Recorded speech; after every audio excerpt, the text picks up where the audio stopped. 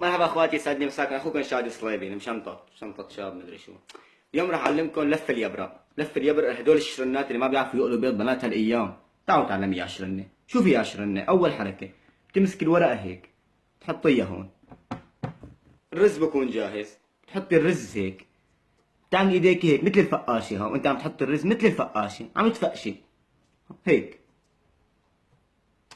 بتلفيها هيك. ها هيك هيك بترصيها وانت عم تلفيها مشان تمسك. هيك هيك هيك. انت هون بتكوني مجهزه للزيت من هذا شفاف، بتطوليها بتلفيها بتلفيها عمية مهلك، تطلع يبرقة ولا كل اليبارق. تحطيها وحدة تانية مشان تتعلموا أكثر. هاي هي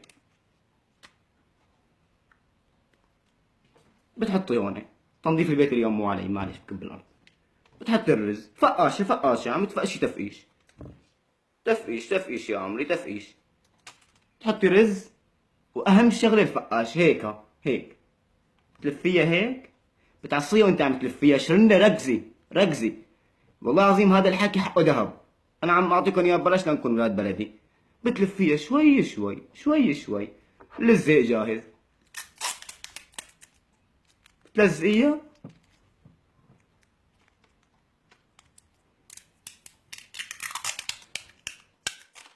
بهر الرز كله على الأرض ويلتعن أبو الأرض. بتحطيه على جنب. شوفي والله العظيم بتشهي. نجي هلا للكوسة. كوسة زيز كوسة. كيف تحفري الكوسة بدون ما تبخشيها؟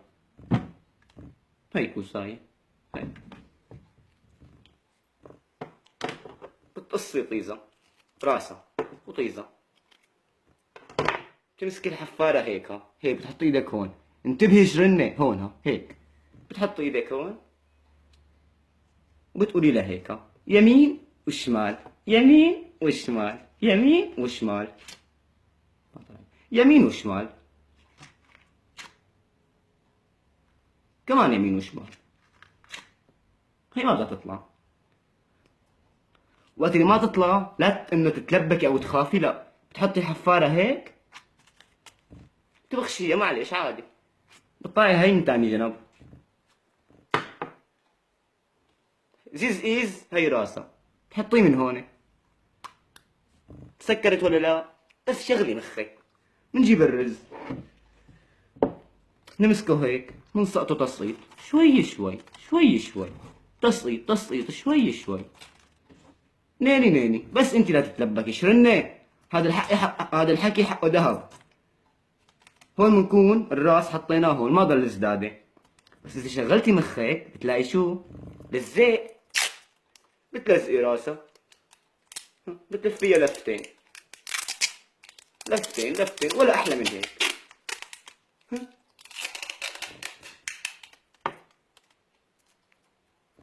بتتقدم لملوك ولا لا؟ لملوك بتتقدم. ليك شرنة والله العظيم هذا الحكي حقه ذهب. انا عم نقلك اياه والله ذهب حقه. مشان ما تطلعي من اول يوم يعني هالجيل الشرن ما بيعرف يقلي بيضة. والله العظيم تنبسطوا حتى على الراس وهيك. وبنستمر هيك لحتى نلف كل الورق وكل الكوسة وكل اللي منه. بتمسحي بالارض عادي بالمخدات شو ما كان بتمسحي عادي. وهيك خلصت الحلقة لليوم. رايح اكمل انا لف يبرق وهيك لانه ما لسه غير يجي جوزي من الشغل يقبر قلبي مشتهي المحاشي. نشوفكم بكره ان شاء الله. سلام.